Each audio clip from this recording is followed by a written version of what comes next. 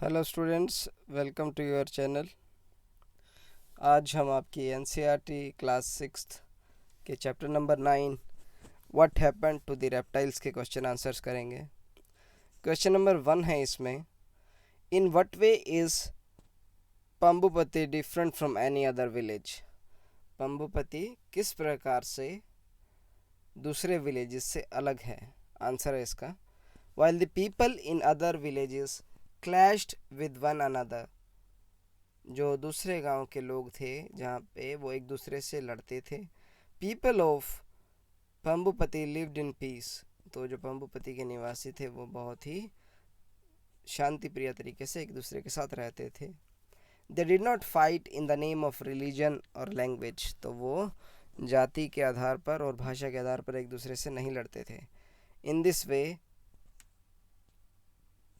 पंबुपति is different from any other village. Pambupati किसी और village से अलग है। क्वेश्चन नंबर 2 है, why is Prem determined not to return to his village.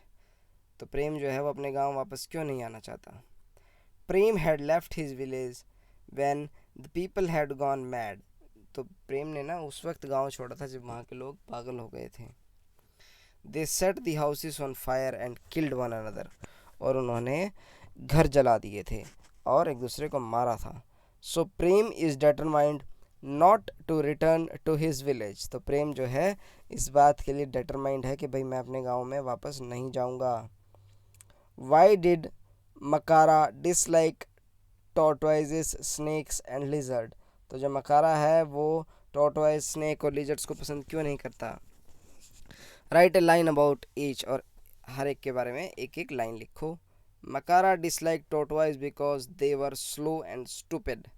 तो मकारा जो है वो टॉर्टोइज या फिर कछुए को इसलिए नहीं पसंद करता था क्योंकि वो बहुत धीमा और बेवकूफ़ होता है, ऐसा मकारा का मानना है। They even carried their houses on their backs.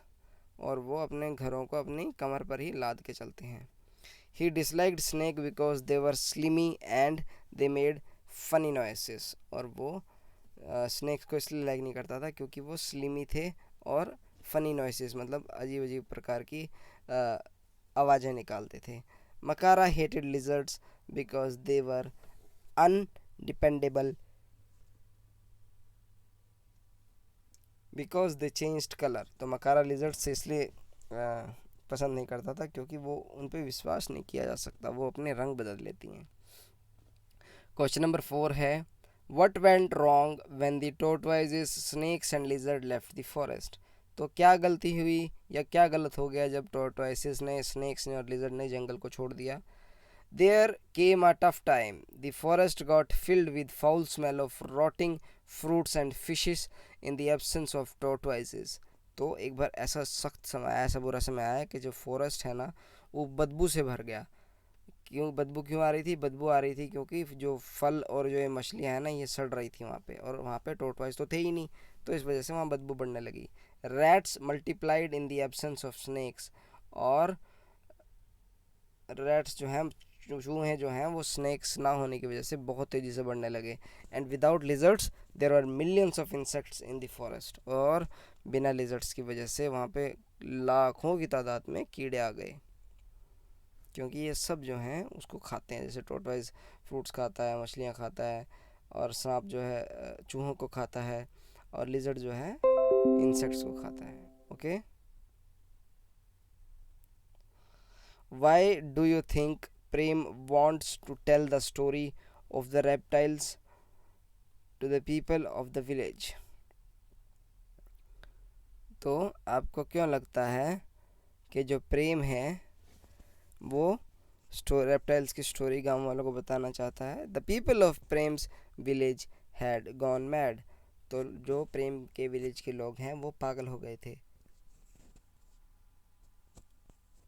They fought with one another in the name of religion. वो एक दूसरे से रिलीजन के नाम पे या जातिवाद के नाम पे लड़ते थे।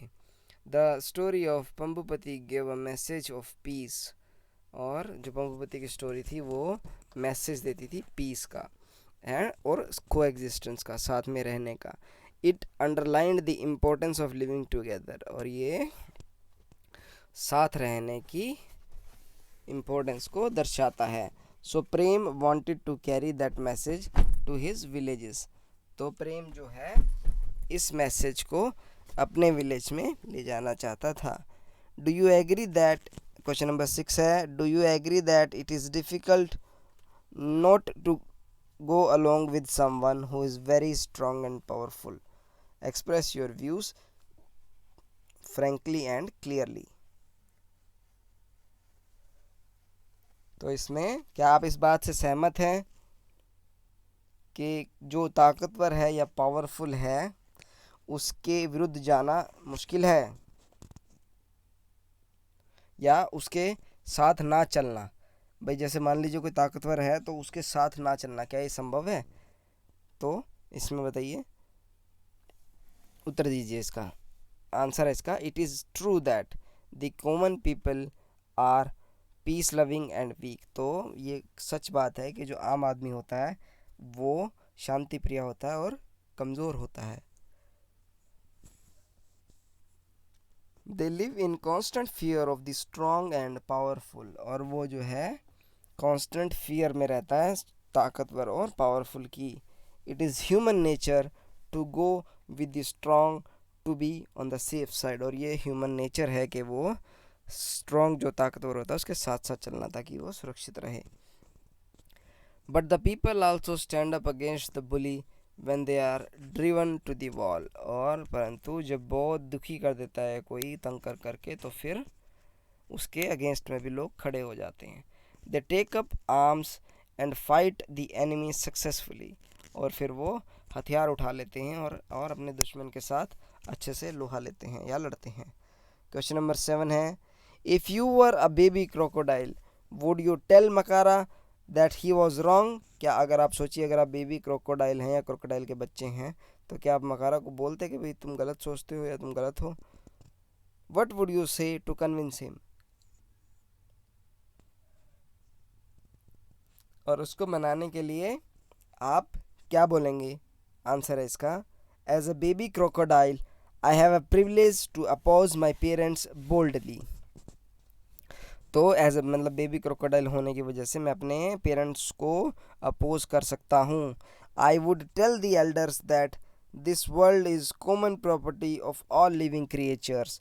और मैं अपने बड़ों को ये कह सकता हूँ कि भाई ये जो संसार है ये सभी जानवरों के रहने के लिए कॉमन जगह है।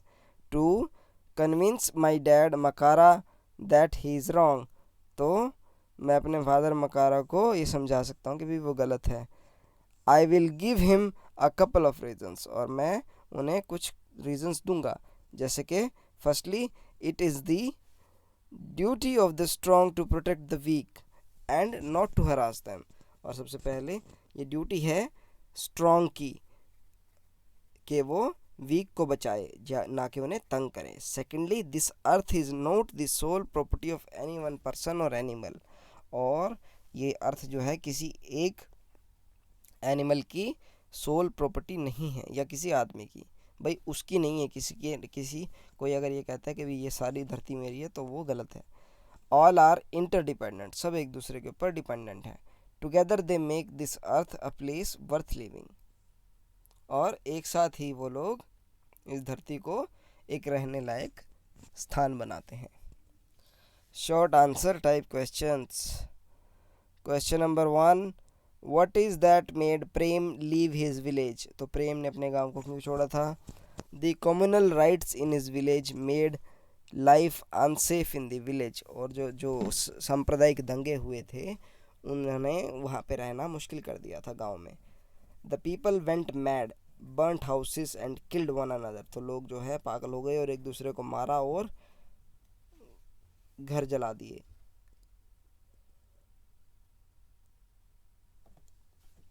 So Prem left his village for good. तो इसी वजह से प्रेम ने अपने गांव को छोड़ दिया था। Question number 2, what surprised Prem in Pambupati village. Pambupati village में क्या देखा कि भाई प्रेम को सरप्राइज हुआ? Prem had seen people in his village fighting in the name of religion और language.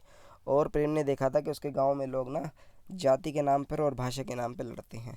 But in Pambupati there was no violence not even tension, और पंबुपति गांव में ना तो कोई वायलेंस था ना ही कोई टेंशन थी. पीपल लिव्ड इन पीस, लोग बहुत ही प्यार से रहते थे.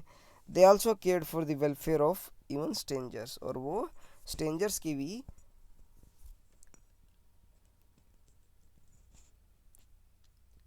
वेलफेयर का ध्यान रखते थे. This was something surprising for Prem, यह प्रेम के लिए काफ़ी सरप्राइजिंग था. क्वेश्चन नंबर 3 करेंगे. What happen to the reptiles in the forest once, और जो रेप्टाइल्स थे फॉरेस्ट में उनके साथ क्या हुआ. The reptiles in the forest included crocodiles, snakes, turtles and lizards. तो जो रेप्टाइल होते हैं रेंगने वाले जानवर, तो वो फॉरेस्ट में कौन से थे भाई. एक तो मगरमच्छ था, सांप था, और कछुए थे और लिजर्ड थे. Makara being strong and selfish drove all other reptiles out. तो मकारा जो है वो स्ट्रॉन्ग और सेल्फिश, ताकतवर और सेल्फिश होने की वजह से उसने सभी रेप्टाइल्स को भगा दिया. He got read of turtles को भगा दिया, स्नेक्स को भगा दिया, लिजर्ड्स को भगा दिया, एक एक करके. But this created the problem of frog and rats and insects. पर इन सब की वजह से जो कि मेंढक, रैट्स, चूहे और इंसेक्ट्स बढ़ गए वहाँ पे. क्वेश्चन नंबर 4 है. How did the forest become normal and peaceful again. तो फॉरेस्ट जो है वो नॉर्मल और पीसफुल कैसे बन गया. It was a terrible time for the crocodiles. ये मतलब क्रोकोडाइल्स के लिए बहुत ही टेरिबल टाइम था. A small crocodile pointed out what had gone wrong. और एक छोटे क्रोकोडाइल ने पॉइंट आउट किया था कि क्या गलत हुआ. They knew that Makara was not all the strong and right. उन्हें पता था कि मकारा जो है स्ट्रॉन्ग नहीं है और गलत है. They called all their reptiles friend back to Pambupati. और उन्होंने अपने सारे रेप्टाइल फ्रेंड्स को पंबुपति बुला लिया. Their arrival marked the beginning of normal and peace life again in the forest. और यहाँ पे फॉरेस्ट में पीस लाइफ हो गई इस वजह से. लॉन्ग आंसर टाइप क्वेश्चन है. Question number 1. Narrate the story of the reptiles as told by Zai Whitaker is in not more than 80 words. तो वही स्टोरी जो है हमें जो ज़ाई विटेकर ने बोली है 80 शब्दों से ज़्यादा में नहीं बतानी. चलो 80 शब्दों से कम में इस स्टोरी को बताते हैं. Prem was a native of a village far from Pambupati. तो प्रेम जो है एक गांव का वासी था जो पंबुपति से दूर था. Communal riots broke out and Prem left the village. और दंगे छिड़ गए और प्रेम ने अपने गांव को छोड़ दिया. He walked and got free lifts. और वो पैदल चला और फ्री लिफ्ट्स भी उसको मिली. ही रीच्ड पंबुपति. वो पंबुपति पहुंचा. There an old man told him a tale of reptiles, snake, crocodiles, lizards and turtles. और वहाँ पे एक बूढ़ा व्यक्ति मिला जिसने उसे स्नेक्स की, क्रोकोडाइल की, लिजर्ड की और टर्टल की कहानी सुनाई. Makkara the biggest crocodile was the master of the forest. और जो मक्कारा जो था सबसे बड़ा क्रोकोडाइल था और वो पूरे जंगल का राजा था. He became selfish and when. और वो इस वजह से ना थोड़ा सेल्फिश हो गया था. He manage to get rid of all the cobras and other reptiles. तो वो कोबरा और अदर रेप्टाइल्स को, दूसरे रेप्टाइल्स को वहाँ से भगाने में सक्षम हो गया. As a result the forest was infested with rats. Awful things happened. और इस वजह से फॉरेस्ट जो है रैट्स से इन्फेस्ट हो गया. ऑफुल और बुरी चीज़ें हुई.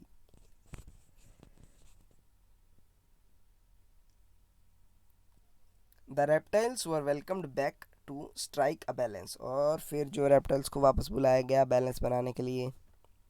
क्वेश्चन नंबर 2 है. What is the story underlying message और एडवाइस टू द रीडर्स. और इस स्टोरीज का अंदर जो जो मैसेज है वो क्या है, इसमें क्या मैसेज छुपा हुआ है. Do you also support the author's view. क्या आप भी ऑथर के व्यू को सपोर्ट करते हैं. आंसर है the story of reptiles is a myth but it has a moral and a message. कि जो स्टोरी है रेप्टाइल्स की वैसे तो ये काल्पनिकता है परंतु इसके अंदर एक मॉरल है, एक मैसेज है. क्या है.